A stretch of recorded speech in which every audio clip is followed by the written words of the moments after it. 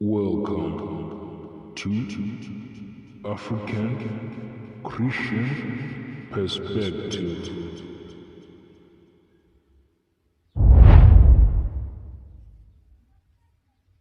People, today we're going to be looking at the Genesis.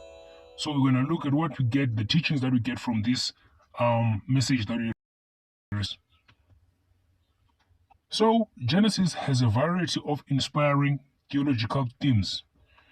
God is pre-existent to the creation of the world. He is transcendent and sovereign.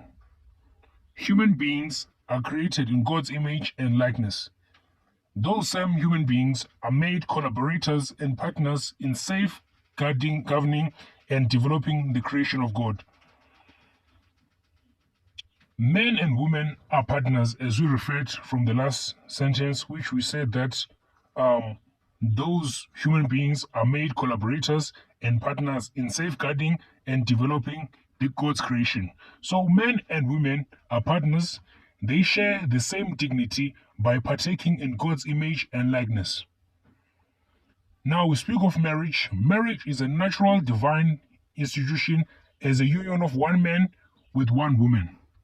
Looking at modern society, this part becomes problematic because now we have homosexual marriages, which I believe that they should be protected under the principles of what Jesus Christ laid for us in true salvation.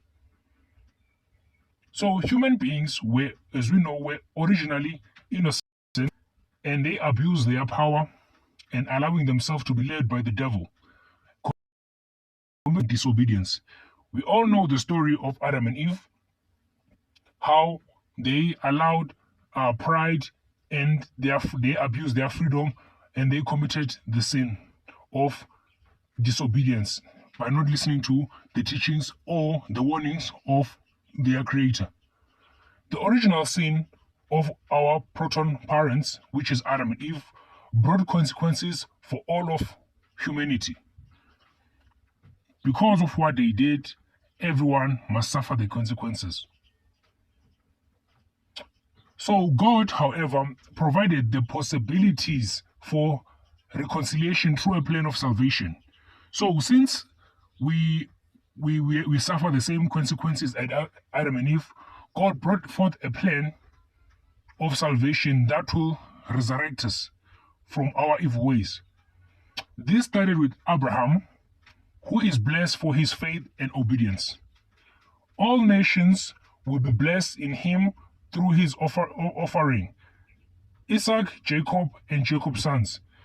That quote, we get it from Genesis chapter 12, verse 3, Genesis chapter 18, verse 8, and Genesis chapter 22, verse 18. That's where you get that Adam was blessed for his faith and obedience, and all nations will be blessed through his offsprings. So because we are the offsprings of Abraham, we are blessed in the same way he was blessed. So the future Messiah, in whom all humanity will find fulfillment of all promises and blessing, would be born from Abraham's descendant. I'm quoting this from Galatians chapter 3, verse 8. So when we look in the New Testament, we find fulfillment of Genesis. This can be seen from the many references to Genesis found in it.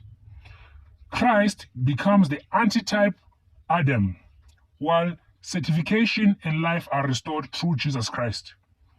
So, and then there's another element where obedience and not falling to the laws of pride can provide you with blessings.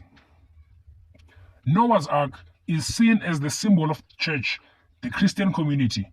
In the church, human beings are saved through the waters of baptism.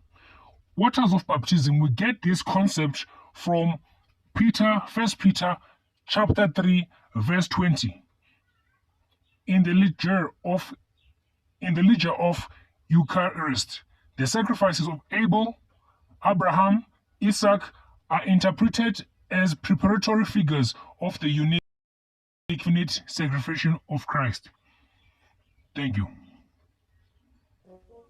Please comment, like, subscribe, and thanks for watching the video.